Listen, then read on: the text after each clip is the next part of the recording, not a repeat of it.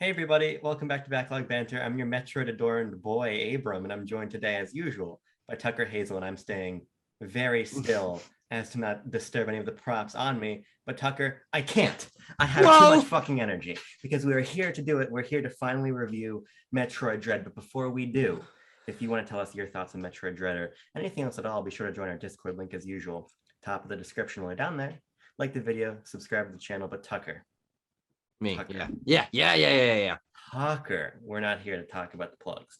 We're here No, to talk about finally a brand new Metroid game, Metroid Dread, which we have both yes, completed. yes, we have. I completed it mere hours ago, I and now completed it less than a mere day ago. we're here to talk about it, Tucker. Yes, we are. High level, what are your thoughts on this game? Metroid Dread is the modernization of Metroid that we've waited 20 years for. I mean, it feels crazy that they just stopped. They just didn't make a new 2D Metroid game for 20 years. And now it's back, and this feels right at home with all the other franchises that the Switch has sort of revived and modernized and brought to a new audience. And the fact that they announced this as their big E3 thing, pushed it as essentially their big game of 2021, and it came out as good as it is a fucking miracle. And it's going to be really interesting to see how Nintendo takes the feedback of how well this game is selling, how well it's reviewing, how well the fans are receiving it, and take that into the future, because Metroid could return to be another like actually B tier consistent franchise from Nintendo.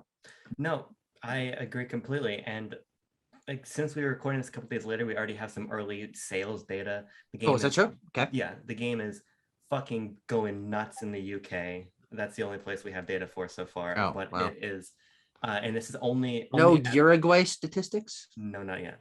Only at retail, the game has sold 3.5 times more than Samus Returns did Oh, in its lifetime in the yeah. UK. Holy shit. And Though that's not really saying much. That launched in a really weird position, true, but still, regardless, nonetheless, when you're making comparisons like that, it's very apt to say like, "Hey, this is now. It's going to be the most successful Metroid game." I don't think there's any question by about a that. significant margin. Yeah. It's ahead of Prime, which is the best performer in the UK. It's Okay. doing great. It is Nintendo's fifth largest launch there. It's it's doing fantastic. And I think what's most interesting is that this is from Mercury's team, Yeah. who is a team with a checkered past in terms of quality of games, right? Yeah.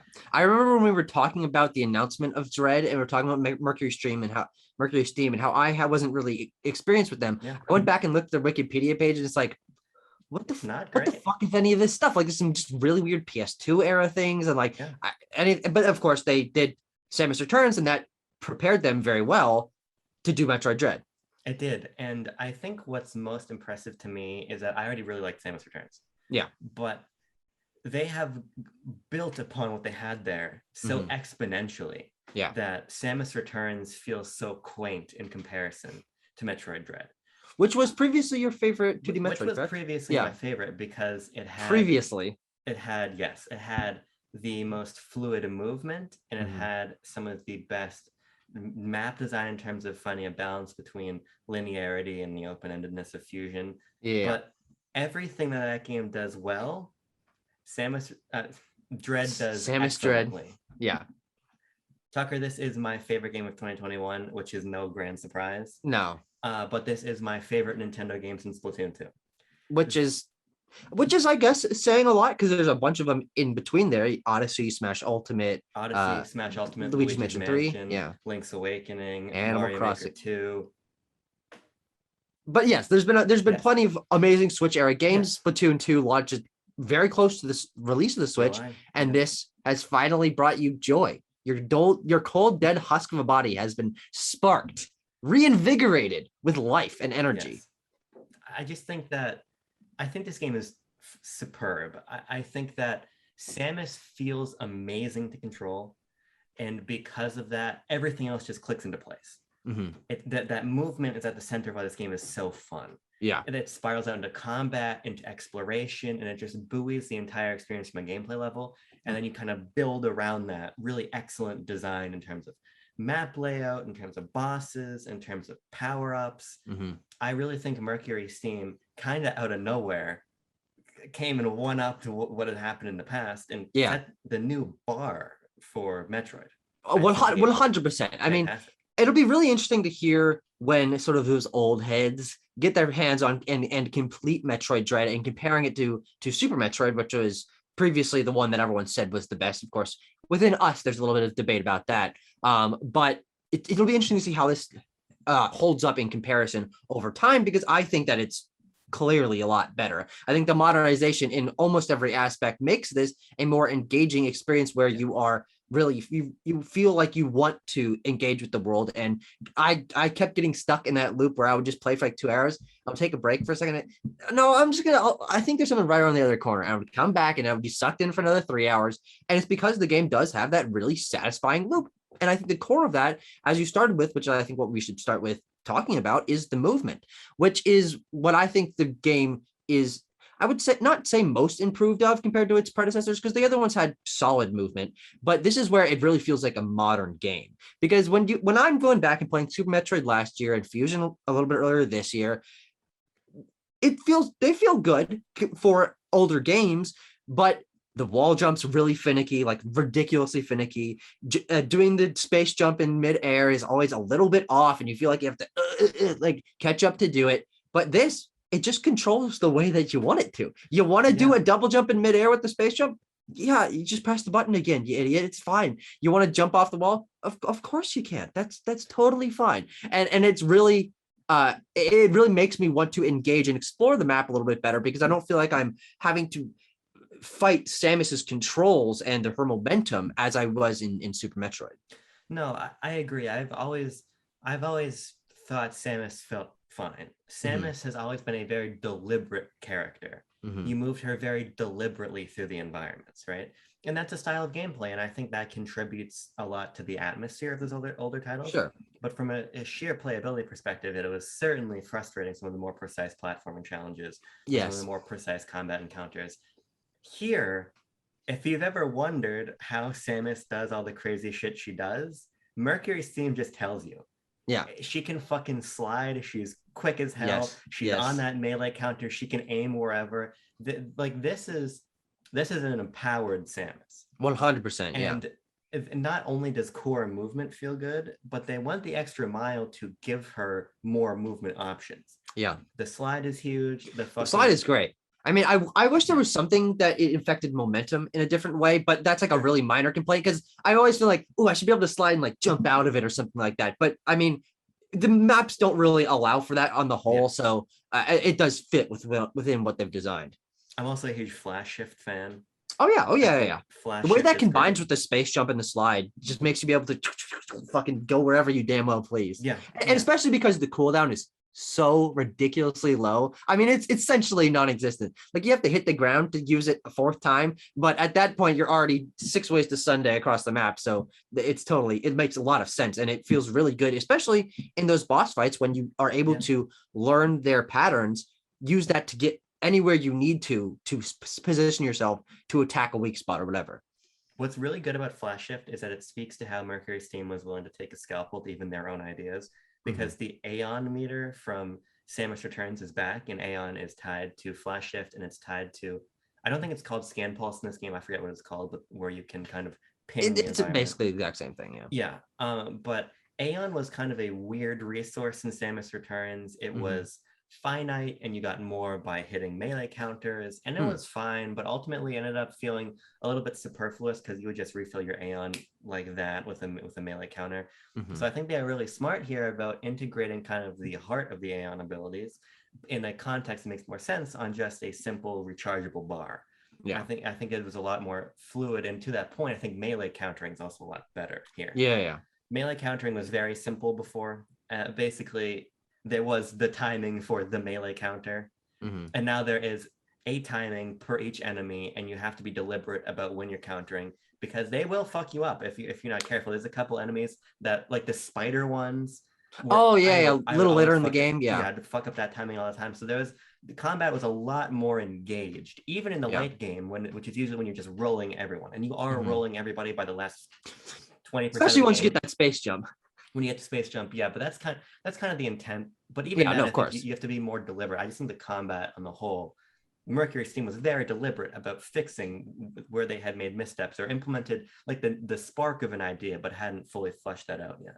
No, yeah, it definitely feels, I think, as you said initially, empowering in how you are able to continuously upgrade your moveset and then be able to combine them in interesting ways. It never feels like the things you got at the beginning of the game are not useful anymore. I didn't find myself using the Phantom Cloak too often, though that's a really situational thing. But on the whole, when you apply the movement and combat upgrades that you were getting across the course of the game, it all builds in a really satisfying way, especially because a lot of the things are upgrades on older things that just make them better. Like you have a double jump and then you get the space jump and you keep going, or you have the super missile, but then you get the ice missile and it's just better. Like, and of course those are staples of the Metroid series, but I feel like combined with that fluid movement and the ease of control and aiming wherever you want, it makes all of them feel inherently better because you have more control over what you're doing. You're not fighting the missile going the direction you want it to. You just send the missile the direction that you want it to.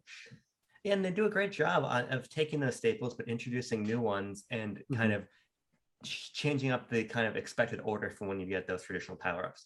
So the morph ball comes late in the game, super missiles come late in the game, right? I've seen a lot of people talking about how the morph ball, like they feel they're really missing the morph ball, and I guess that's reasonable because it does come way later than you're used to, but I didn't feel myself being like, where's the morph ball? I'm like, I'm going to get the morph ball. I see these little areas. I wish I could get in there, but that's the loop of a Metroidvania. You see something, you're like, I wish I could do that, but I know that when I do get it, I'll want to come back and explore more. No, I totally agree.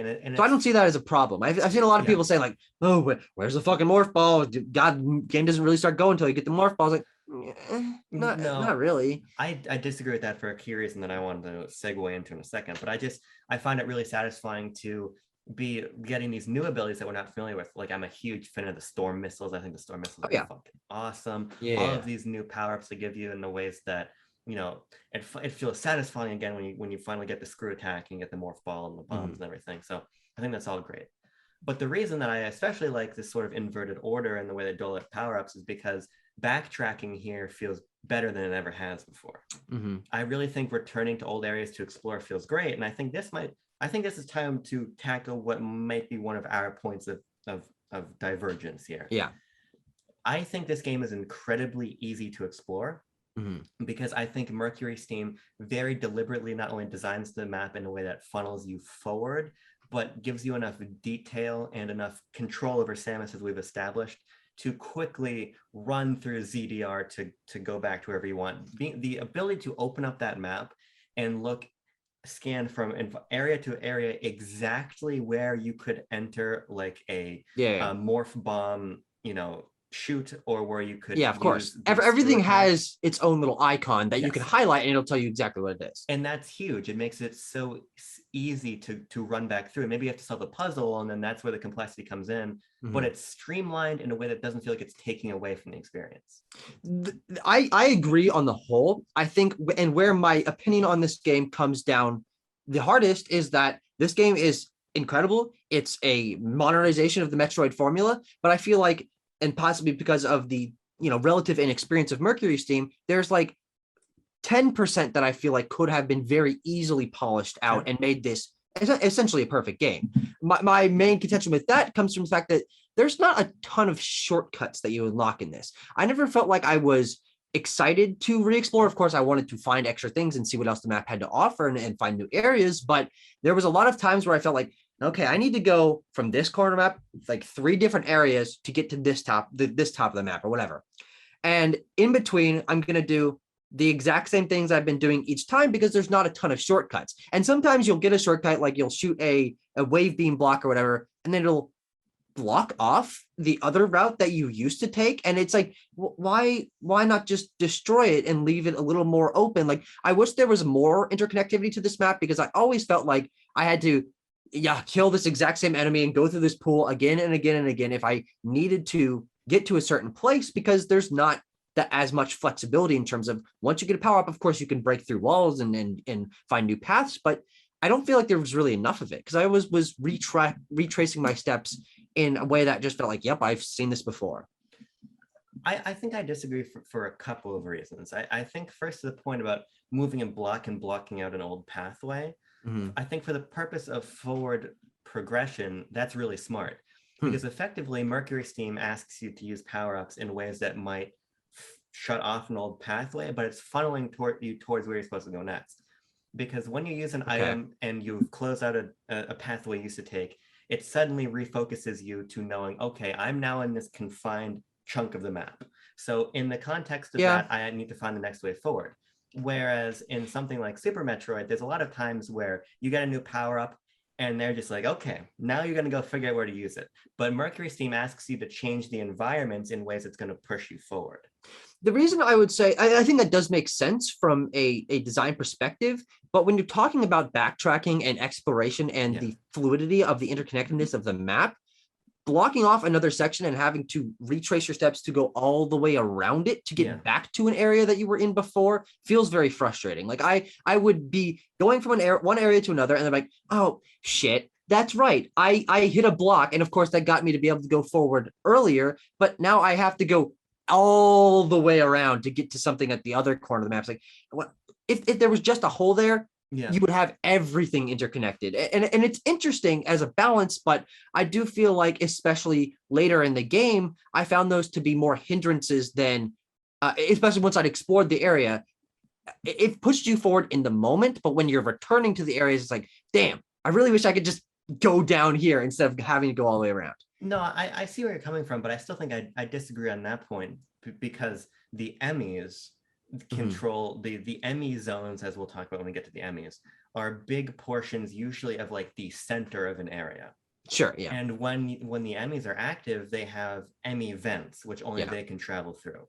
But when you defeat the Emmy, those vents open up to you, and they do create a network of shortcuts to it. No, of course, and I think when you combine that with the number of ways in and out of each area, whether you're talking about the teleporters or the trains or the elevators or whatever, there's a lot of different ways to enter the area again. Of course, on top of the fact that Samus's movement is just so fast that ultimately it does not take very long to get wherever you're trying to go on the map. I understand that. It doesn't take very long, but it's just that extra bit of streamlinedness that could have made it even more engaging to explore. If you didn't have to go all the way around and could just get where you wanting instead of like staring at black, like, fuck, I put that in the way for myself. Like it's again, it's the 10% that feels like it could have easily been streamlined out, as I'm going to apply to a couple other things. It's not a huge problem, but it just feels a little bit clunky when the rest of the game is so fluid. I just think that it does a lot for that forward momentum, because the most frustrating part of a Metroid game is when you just get lost and you don't know where to go. And I think that even better than Samus Returns, they do a nice job of hiding pretty linear sections behind pivotal upgrades or moments when they need to direct you towards a certain place. And ultimately, I find that to be more important than the loss of maybe 30 seconds to a minute when you're backtracking for a missile upgrade or something. Because the progression forward is more important than the progression back, because there's a lot of scripted backtracking. There is a lot of times when they are funneling you back through these areas, right? And that happens in a very seamless way. Maybe when you're going back to Carteris and you're back in Arteria, I'm probably fucking up the names. No, they're close enough. When it freezes over and you have to go back and defeat the big X parasite, the ways that they push you to and from area back and forth, in that sort of backtracking is very streamlined, and I think exactly in the way you're talking about. But it's only in the instances of your optional progression backwards that you might be feeling these things.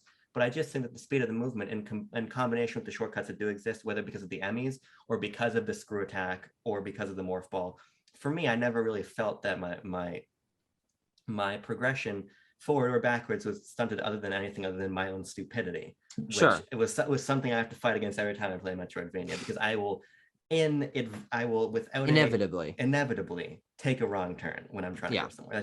That's just me.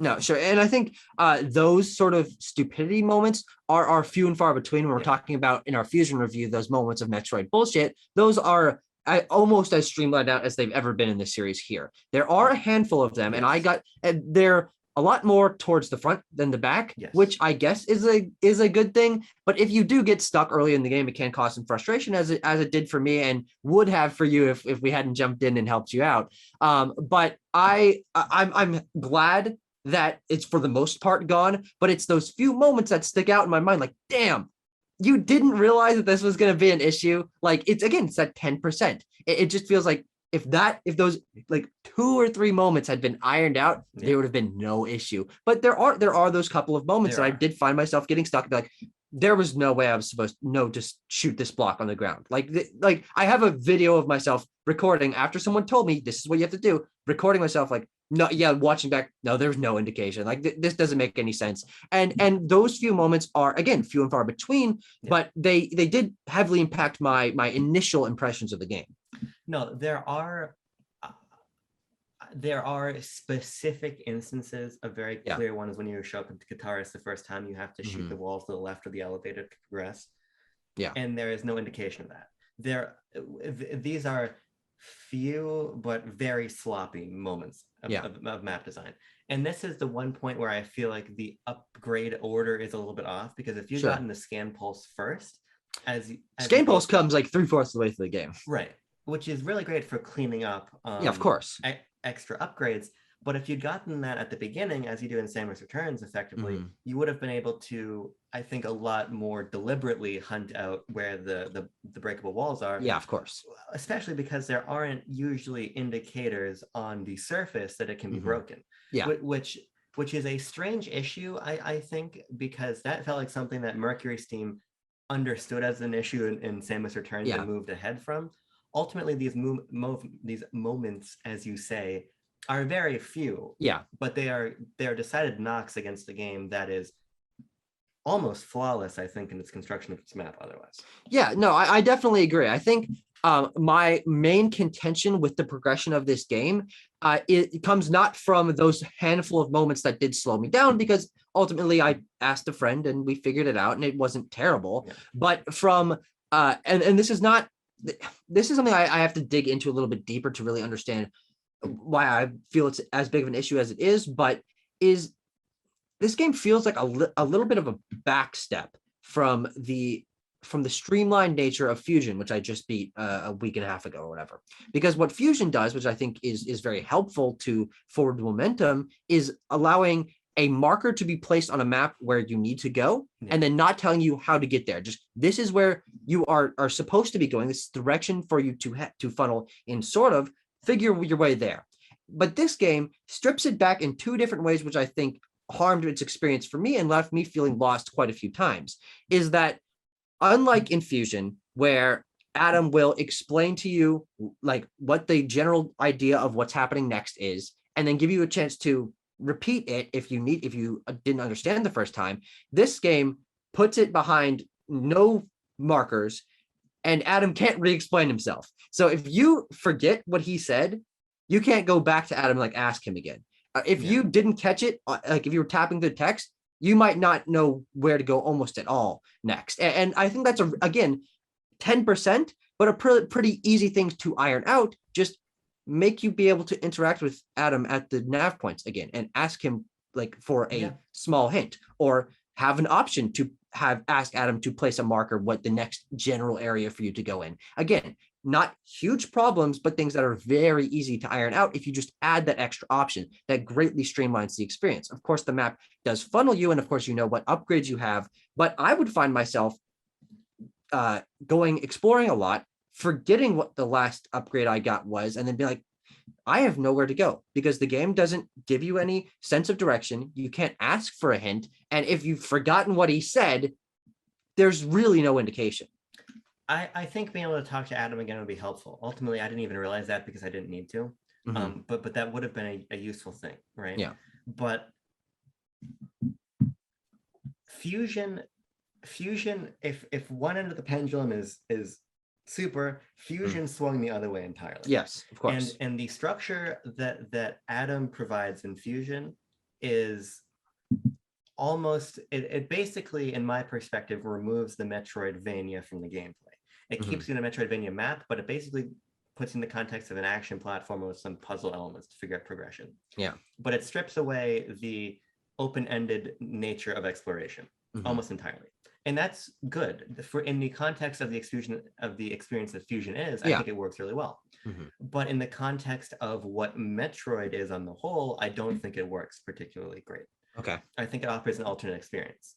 What I think this game does is it takes the elements of Adam that were interesting, the narrative heavy elements, and puts them in a more open-ended fusion-like environment. And I think that when you Super Metroid. Yes, my bad. Yes. When you combine that stronger narrative pull, as we'll discuss when we get to spoilers, I'd say we keep spoilers to the end of the video. Sure.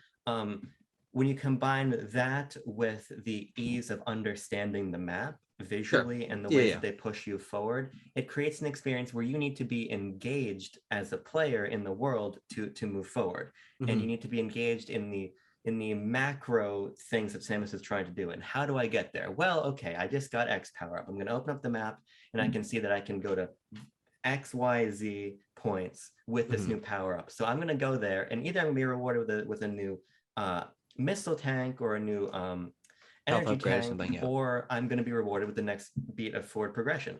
I just think that it does a better job of keeping the player in the driver's seat. Sure, no, that's a good point. Telling them directly where you need to go next. Yeah, I think I definitely agree with that. I think that there is just, again, 10% of a balance that could have been struck. If you are given the option to go back and talk to Adam, maybe he asks, do you need a marker or something like that? Like, did you not understand? Because there were those moments where I was like, I don't know where to go. And of course, if I scour the maps, which I'll get to the map in a second, because I think there's pros and cons to it.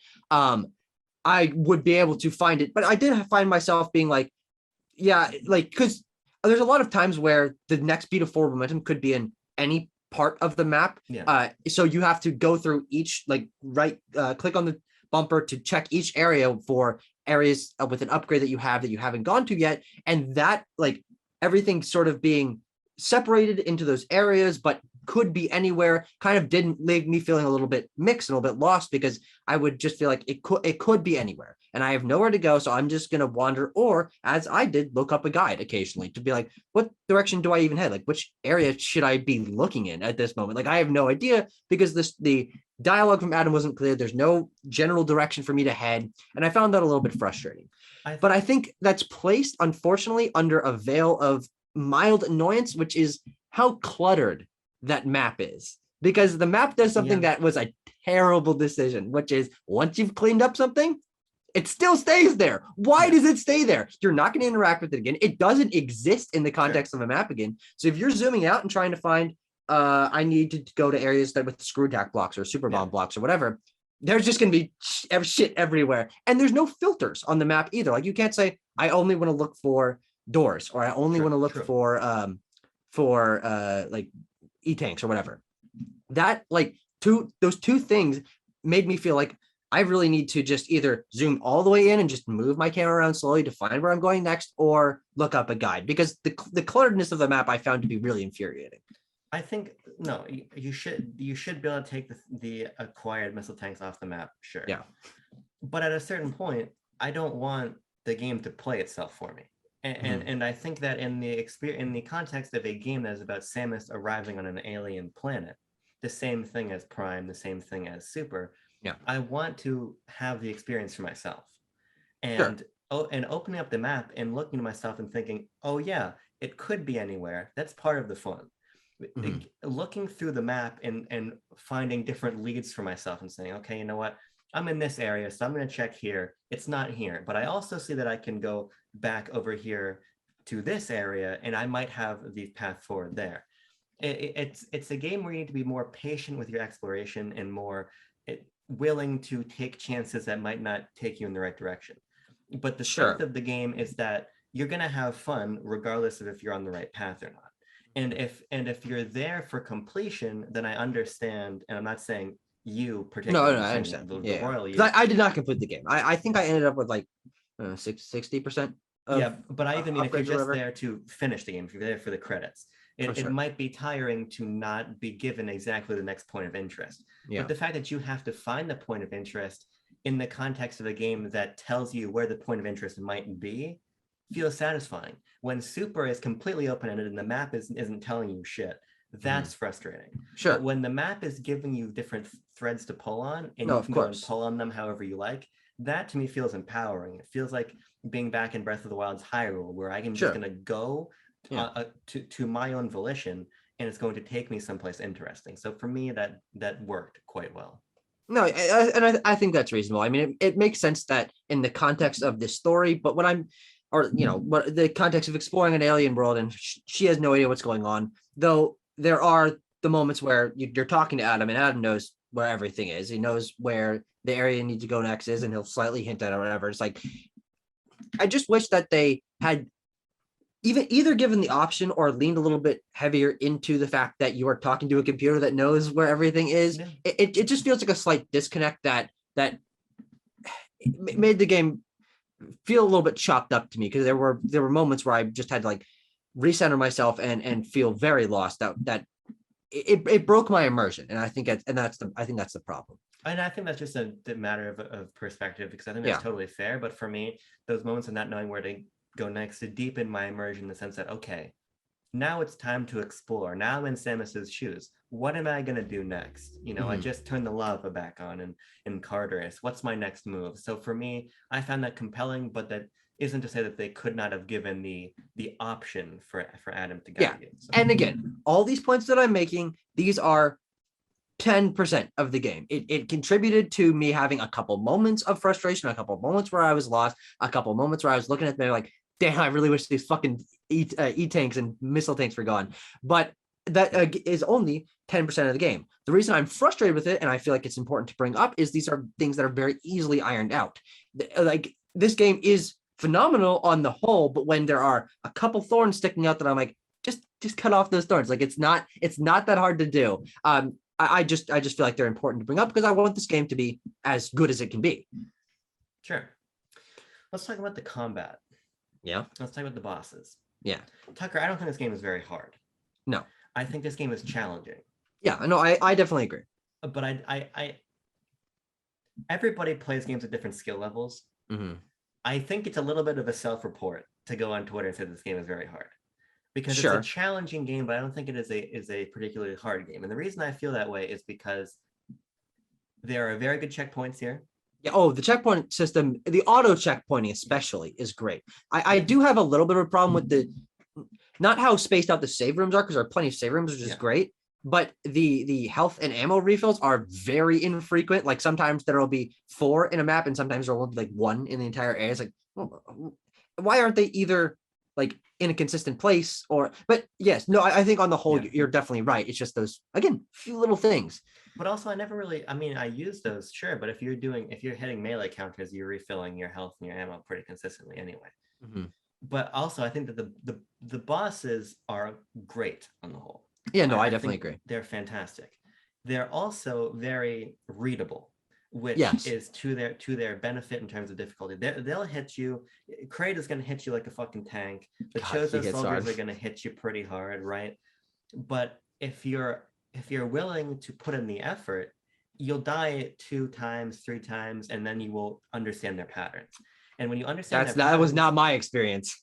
I probably these bosses 35 times each. I don't think I spent more than 5 attempts on any of the bosses. Jesus Christ. Which is a difference in skill level, totally. So it's not like I'm going to be like, oh, you're bad at the game. I am good at the game. And I'm not saying that to be a dick. It's just, this is the type of game I'm good at. No, of course. But I think the fact that you can understand the patterns very quickly and realize, okay, the Chozo soldier is flipping his spear, so he's going to jump this way. I'm going to jump, and I'm going to flash shift over him, and I'm going to charge up Storm Missile in the air, hit him in the back.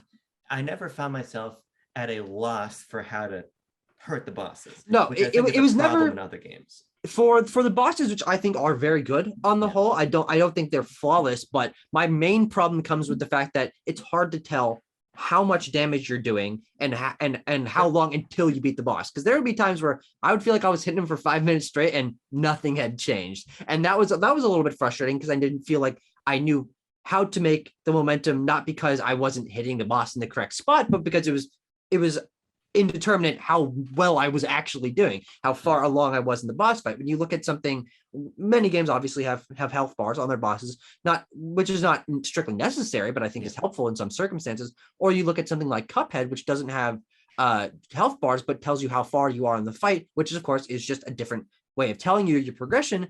But I never felt like I didn't know how to hurt the boss. But sometimes I'd be like, damn, this is taking fucking forever, because I just cannot tell how much damage I'm doing.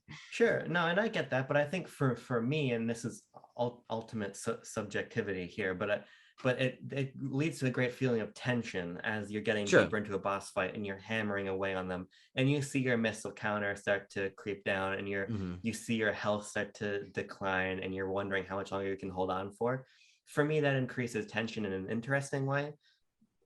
But ultimately, I completely understand the perspective of it feeling like you're not being given enough information. No, yeah, and but again, the boss fights. Well, I did have to try them a lot of times, and those were the circumstances where I was stuck the most. I didn't feel like they were impossible, but they were certainly what I spent the most time on in terms of one specific area. Like, there's not platforming challenges or puzzles that are so hard that I'm getting stuck on them. It's really the bosses where I would be like, damn, this gold Chozo motherfucker just is taking me out. But then, of course, you figure out the weakness and you're able to take it down in a few tries after that, which is certainly satisfying. And I think, again, the bosses are great on the whole. I do feel that they're a little bit poorly paced because the bosses for this game are incredibly backloaded. You fight maybe 2 or 3 bosses, including mini bosses, for like the first third of the game or first half of the game. And then it's just like every area you enter is a new boss fight. And that was a little bit interesting to me, that I felt like I was suddenly bombarded with boss fights in a way that I certainly had not been in the beginning of the game. Well, I think it kind of, there's like the bosses increase, the Emmys decrease, right? Sure. To a certain point. The role of the Emmy, sure, you still are contesting with them throughout the entire game, but you gain enough competence in the movement and the upgrades that the Emmys become less of they become more of a nuisance and an actual hazard as you get deeper into the game. Agree with that. Yeah. And so I think, and I want to talk about the Emmys, but for me, I didn't really find the pacing to be an issue, but also a boss for me wasn't a roadblock. Yeah. So again, that's going to come down to your skill level and how much you want to fight through the bosses.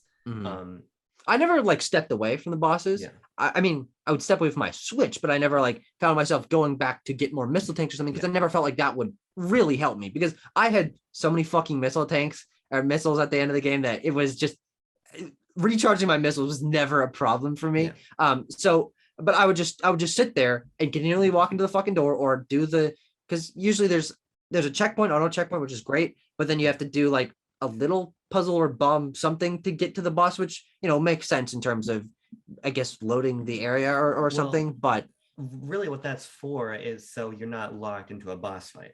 No, I agree. No, I definitely agree. Yeah. If you want to go find more upgrades, you can. It's not. I recognize that. You fell into the area. Now you're not leaving until you kill the boss. Yes, effectively. Because there's a lot of times where you drop through a fucking hole in the floor and boss fight. Yeah. Big fucking guy lumbering at me. Oh shit. Yes, I will say that a couple of the boss fights towards the end of the games get reused too often. Yes, I would say that's more for me. That'd be more of the issue opposed to the volume of bosses. It's that, okay, here's another Chozo soldier, different color, but ultimately same attack patterns. Yes, exact same patterns. They vary a little bit. They get a little bit more, like they start fucking shooting Super Mario Sunshine goo at you out of their mouths at a certain point. But if they had introduced like and those fucking shots, holy shit, they hit hard. If you're like, oh, I'll bounce out of the way over here, but you're on the other side of the thing and it hits you, boom, you're just fucking out of there. But let's talk about the Emmys. Yes. Because I like the Emmys a lot, but I think they get a little bit monotonous. I entirely agree. Yeah. And it's not the stealth portion that becomes monotonous. It's the killing the Emmy portion for me. Sure. No, that's a good point. Because I love the Omega Cannon conceptually. I think it's great. And for when you kill those first couple motherfucking Emmys, you feel awesome about yourself. Oh yeah. By the way, I didn't realize that you had to like heat up their face for a couple times. So I just be like, charge up the thing and shoot. It's like, nothing's happening. This is very odd. And then I was like, how the fuck do you defeat an Emmy? Oh, it's like the thing on the door, which is vaguely shaped like their head, but not really. Though, of course, that is only an issue the first time. And once you figure it out, it makes sense. Yeah, I mean, it seemed pretty clear to me when they make you do that to open the door, that's what you had to do to heat up their face and blow the faceplate off. Well, I mean, it says hit their core, and there's still a circle on their face. So I'm like, okay, I have to aim at the circle on their face. I didn't realize I had to expose it even further. Well, sure, but also the first Emmy doesn't have that plating. So I think I didn't remember that. It communicated to me, okay, that's the core. So I have to unlock the point is, I think that there's one exception. I think it's the very last Emmy, which is the purple. Well, there's the last there's the very last one we'll talk about in the spoiler section. Mm-hmm. But the last one you fight traditionally is the purple one, I believe. And yes, you have to fight it in a very confined area. Very is it the one with like the little loop? Yeah, it's basically like you gotta charge shot, you gotta bomb the thing, you gotta escape, and then find a yeah. Yes. That was pretty annoying. And that, well, I like especially because you had to redo all the stuff. If you did die, you had to fucking bomb the thing and shoot the thing again. It's like, I know exactly where I need to go this time, but if I get fucking stuck, See, I like that one though, because it kind of changed the way you had to fight the enemy. No, sure, yes. Variety wise, yeah. Usually it's, oh, okay, I'm gonna get him on my tail and I'm gonna run far away and then I'm gonna hold down L and I'm just gonna hammer him. Yeah. And blow off their faceplate. And I just think as you play that more and as you kill the central unit again and again and again to get the Omega Beam back. The central unit is pretty boring after like the second time. Yeah, I just think you could have made the empowering feeling of the Emmy feel a little bit more varied than it did otherwise. No, I certainly agree. I mean, Adam was always telling me, Samus, to pay attention to the ways that different Emmys acted. And there are only a few circumstances where I noticed that their behavior or abilities were significantly different. They pretty much, on the whole, felt like they acted the same way. There was one that could see through walls, which posed a pretty significant bump in complexity. But I didn't feel like they were, like, this one's green, but I'm pretty sure it acts almost the exact same way as the white or the blue one or whatever from earlier. So you're right. I think that they're, the tension that they have when you're running away from them, and I had these moments where Tanner would be sitting on the couch, and Emmy right on my fucking helmet. Not because I like knew I knew I was gonna die right away, and I obviously knew it was coming, and I wasn't like scared, but I was like, fuck, this is just because you're barely faster than them, which is a nice tension building thing. Yeah, no, I think the escape sequences are really great. Mm-hmm. And then I think the fact that they are confined to understandable areas of the map helps a lot too. Yeah, I agree. I think it makes it very clear, okay, shit, now it's time for the SAX-esque sequence. Mm-hmm. And for me, I found that really effective. I probably hit the melee counter off of an Emmy 35% of the time. I didn't find it to be nearly as strenuous as most people did. I probably hit it 4 times total. Maybe 35% of the time. In like 17 hours of gameplay. Maybe 35% is too high. Maybe it's more like 20%. But I felt like I was hitting that counter enough that I always had a chance. It never felt like I'm going to put the controller down and because I think it was when I was fighting the yellow one, I countered him twice while he was chasing me. And I'm trying to use the Omega Beam on him. So my point there is I got good reflexes because I was missing a shit ton, but there was always that chance. I like the idea of that they call it like a desperate maneuver. Yeah. And I think that's really cool because you really feel engaged. It doesn't feel like, okay, I'm caught. Just waiting for the death animation to finish. No, of course, there still is that opportunity. And I didn't hit it very often, but I do think that increased my satisfaction when I did. Because I usually felt like I'm not going to hit this. But sometimes gotta get back in it because I actually hit it this time. Holy shit! Yeah, I would say I think 35% is way too fucking because it's like 1 in 3. That's not right at all. Yeah. I'd say I probably hit it 1 in 7. Sure, sounds more accurate. I don't know the percentage of that. I don't either. That's geometrics or whatever. I don't need. That's the old fucking geometrics. Yeah, but no, on the whole, I enjoyed the Emmys. I just think they could have been used in a way that had more variety. Yeah, and one interesting thing about the Emmys that I was thinking about as I was sort of re-exploring the map and I did a bunch of backtracking and trying to find more missile tanks and stuff, is that the Emmy areas are designed a lot differently from the rest of the game. And I do think that they're more boring than the rest of the areas because they're obviously visually similar and they are a lot more blocky. Like they're designed for the Emmys to be chasing you.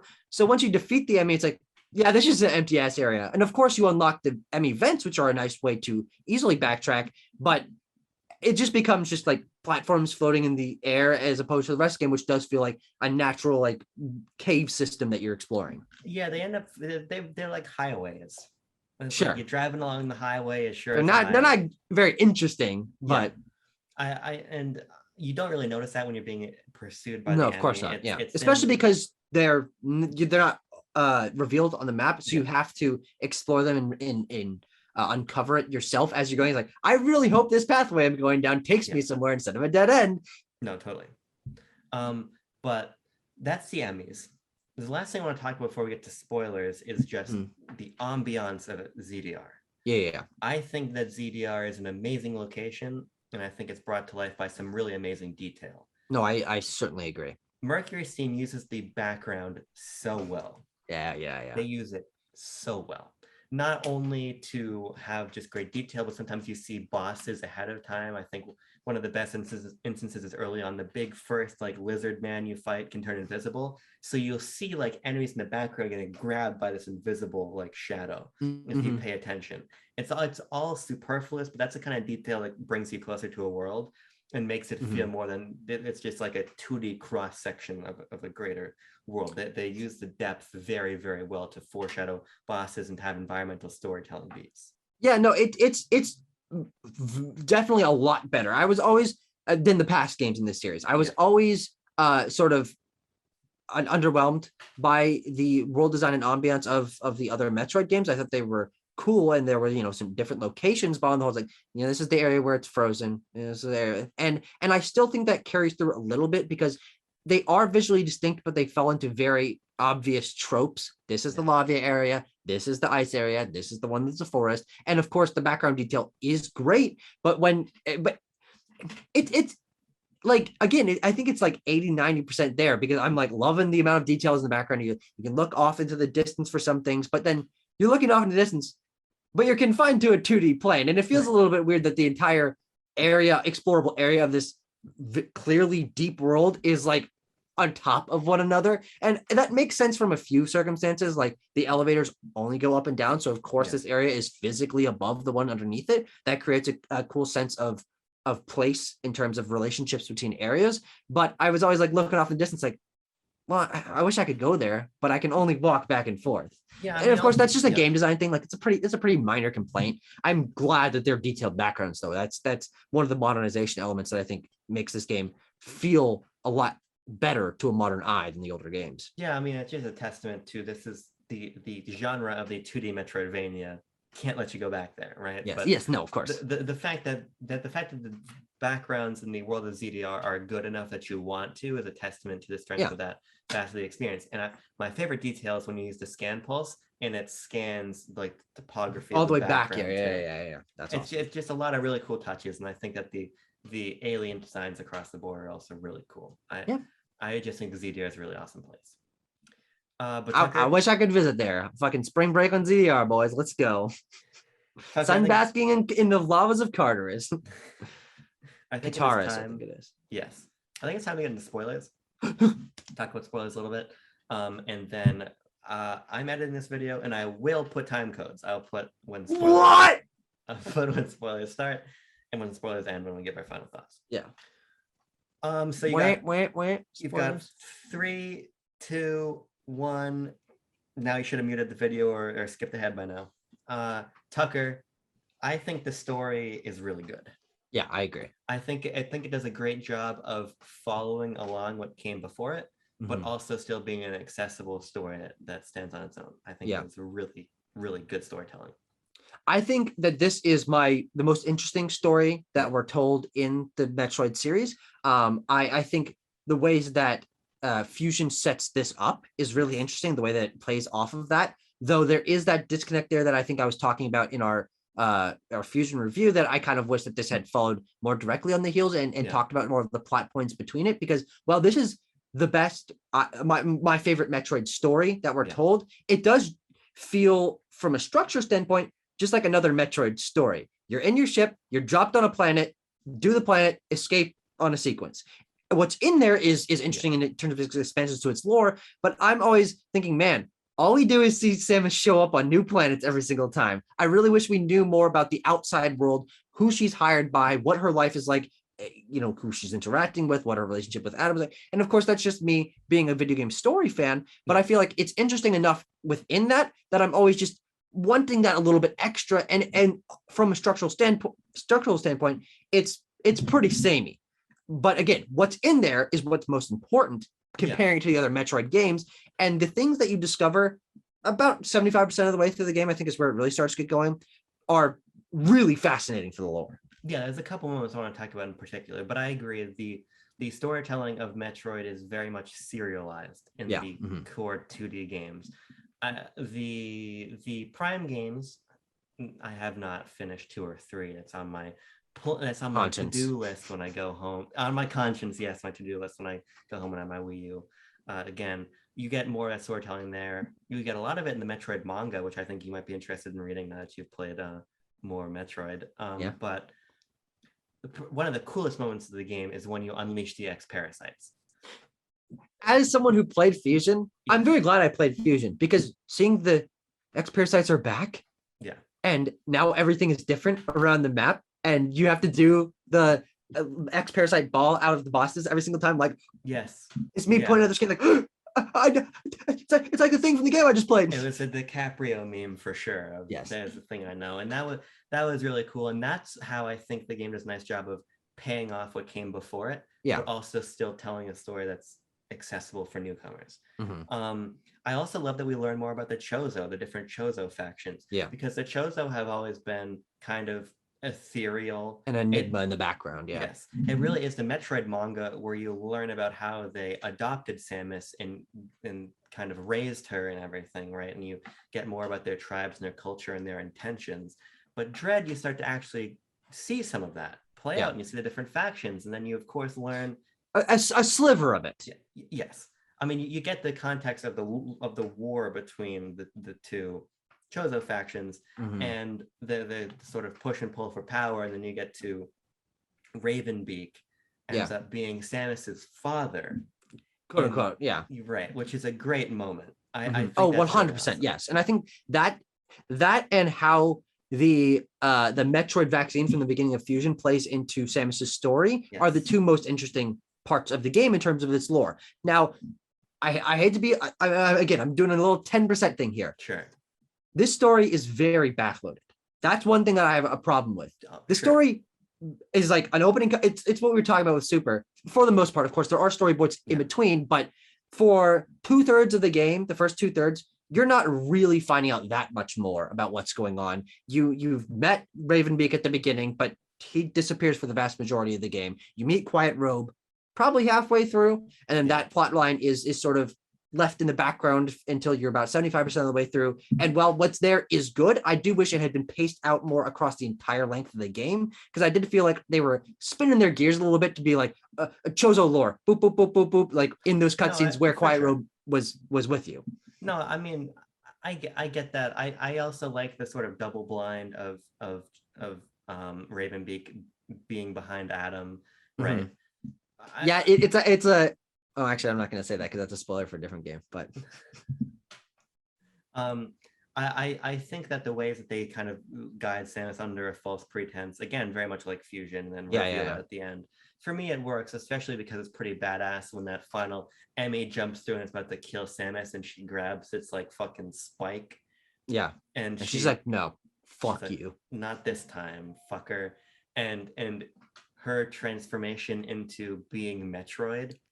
Is such a cool plot idea. Oh, 100%. I mean, it makes Metroid an anti-vax franchise. I cannot wait. I cannot wait to see where Metroid 6 ends up taking this, because the idea that she is a Metroid has so many peculiar implications. And when she grows that big, crazy armor, that armor's fucking awesome. I really like the idea that you could have a Metroid game in the future where she has to like go between her Metroid self and her ex-parasite self. Sure, yeah. To kind of be two different Samuses to fight and overcome different challenges. Yeah. I think that opens up a really new approach to gameplay and storytelling. So I really hope that this stuff is paid off in whatever Mercury Steam makes next, which is across more Metroid. Exactly. I definitely am excited, especially because of how cool these story beats are, to see what happens next. I hope that because Metroid is now back and there's not a 20-year gap between it, they're allowed to make something that is more of a direct continuation and continuing those plot lines. Because if we end up getting another serialized, she's appearing on a new planet and there's still the elements in the background. Like if we get what this was to Fusion, I'll be a little bit underwhelmed because this is so interesting. But what's there gets me excited for the future, which is really what you want. No, I'm very excited. I think they set up a lot of very good stuff here, and ultimately, that's what I have to say about the spoilers. Very cool. Yeah, no, it definitely is. It is slightly underwhelming or tropey, I guess. When you just do another planet crumbling escape sequence at the end, which I guess makes sense in terms of tension. But it's like, yeah, I've done this before. Oh, it's the end of a Metroid game. I'm gonna run out under a 3-minute timer and escape on my ship. But what are you gonna do? I think it was fun. I think it was fun because you gotta the trope is fun. It just is. And it's sort of like when the Halo 1 and Halo 3, you bring back. You're not gonna care. You do another warthog chase to escape at the end of Halo 3. I think it's just a nice moment. Let me see. Hold on. Pillar of Autumn. Yes. Did I get it? Yes, you did. Yes. But I thought it was fun, and the fact that you have to control the big like steroided out Metroid Samus is cool. Yeah. Ultimately, it's just a nod, but it's cool that it wasn't just a cutscene. So no, I definitely agree. I think that it is so cool. I wish that there was maybe another section of the game, like an actual section of the game where you had a new ability because she was a Metroid. Like, but that's just because it's such a cool idea. I wish it was played out more. And of course, let's just hope for that for Metroid 6 if they choose to do that. But what's there is great because it ends the story and the culmination of this franchise and modernization and new story points and all this. And a really like it's surprising and exhilarating climax. Yeah. Especially because we didn't talk about it, but the Ravenbeak fight is a lot of fun. It's interesting that it's not one of the harder fights of the game. But it's fun to learn his patterns. And by that point, you have everything that you are going to need. Yeah. So I did really enjoy that fight. I mean, from my perspective, I really didn't find it that much easier or harder than what came before it. I thought I'm fucking stupid. So it took me a little bit of time to get the second phase down. I beat the third phase on my second try, and the first phase I was doing basically damageless after my first couple attempts. But you don't damage him. No, I'm saying that for me, I barely took any damage. Oh no, yes, of course, I was in the same boat. Yeah, I could. But I think it's a great fight. A 3-stage fight is really clever, really special, and I like that. For me, the sort of Metroid sequence, even though you don't get to really play as her that much, is a setup point. It's probably. Yeah, hopefully. And so fingers crossed there. But are we done with spoilers? You want to give our final thoughts and get the fuck out of here? Yeah, I mean, really, is there anything more to the spoilers? I mean, it's spoilers in terms of the Metroid franchise and the story of the game because there are plot twists, but they're pretty minimal because Metroid's not a story-heavy game. No, definitely. So Tucker, I mean, this is easily my game of the year. I really think this is exceptional. And as I would like to talk about, I don't know if I want to talk about it with you because you haven't played enough of the Prime games, but I'd love to have a conversation about what Prime 4 needs to take cues. What cues Prime 4 needs to take from this game. Yeah. Because a 2D Metroid can never go back, and it's never going to go back because I think that Mercury's team is just the de facto Metroid team now. But be very curious to see because there's things that this game does that can get applied to Prime 4 in terms of combat, in terms of streamlining traversal, in terms of a lot of things that I hope they take cues from. So we'll have content about that on the channel. We'll have a little bit more Metroid to talk about, sort of taking different bits and pieces out of this. But I genuinely just love this game. I love it. It's the most fun I've had with a Nintendo game in a long time. Feeling super pumped up about the Switch right now. So it was especially going into 2022, man. Holy fuck. Holy fuck. But I was nervous, Tucker, my last point. I love Animal Crossing, and I had been waiting so long for New Horizons. Yeah. And New Horizons is a great game, but it was not a great game for me. Yeah. And I was nervous that Dread was going to be the same way, but it wasn't. It did everything I wanted to do and more. Yeah. Metroid Dread is the best Metroid game that I've played. Of course, I have not gotten to Zero Mission or Samus Returns, both of which I'm excited to play and give a try and have a complete view of the evolution of this series. But I'm so glad that this brings essentially a new franchise to the staple of Nintendo, modern Nintendo pantheon. We can be excited for another 2D Metroid game if this one does well and they put Mercury's Steam on that, which is not something you could have said 7 months ago. No. Why would they make a new 2D Metroid? It's been 20 years, but now we're back. This is a great game. It's selling well, and I'm excited to have Metroid be back in the forefront like Nintendo is pushing it as. Yeah. And as I started with that, I think it's just because I had a great time with this game. I took way longer on it than it seems like other people did. I had 17 hours of playtime. Although the in-game play clock is kind of borked, but no, I don't understand how the clock works. People are saying it only counts time between saves where you don't die or something like that. That's so stupid. It doesn't make any sense. That's not useful to literally anyone. No, it's not. It's possible that it's true though, but at that point, it's like, what? Why? Who's this for? It has to be. Let me check. My according to this game. Mm-hmm. My final playtime, because I put this on Twitter, was here it is. Mine was 10 hours and 1 minute.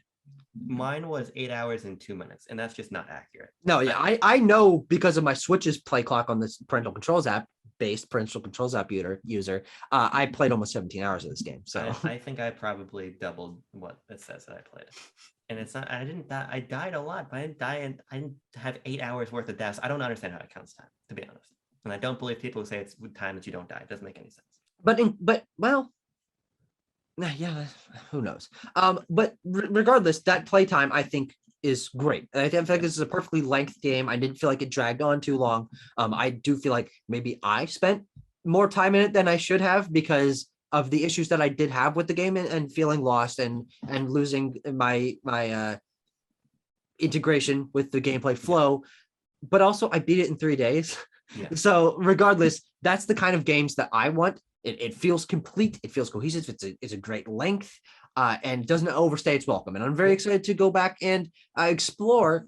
I hate to bring this in at the very end, but one problem that I do have with the Metroid series is that there's not almost any variety in the collectibles. The collectibles being the health tanks and the missile tanks.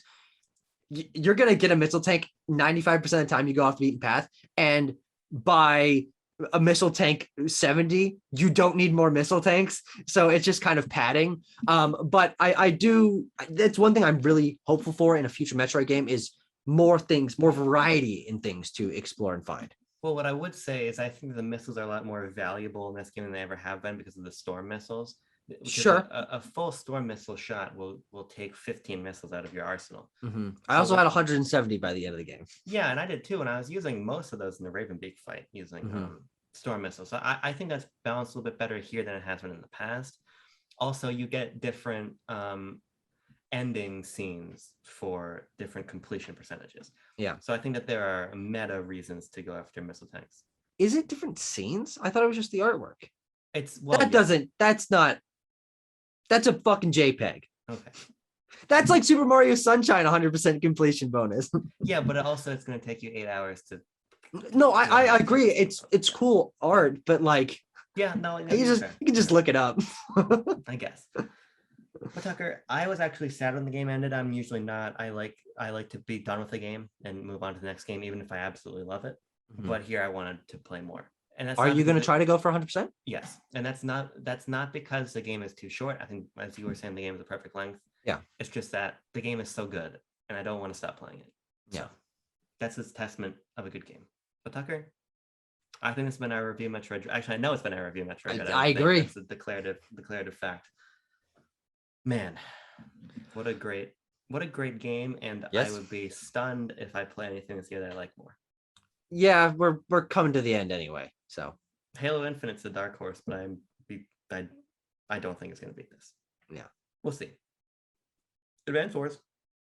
All right, we'll talk to you later. Again, if you made it all the way to the end, thank you. Yes. If you made it all the way to the end of the video, join our Discord so we can talk to you. Yes. That'd be really great. But we're gonna get out of here. Thanks so much for watching. We'll catch you later.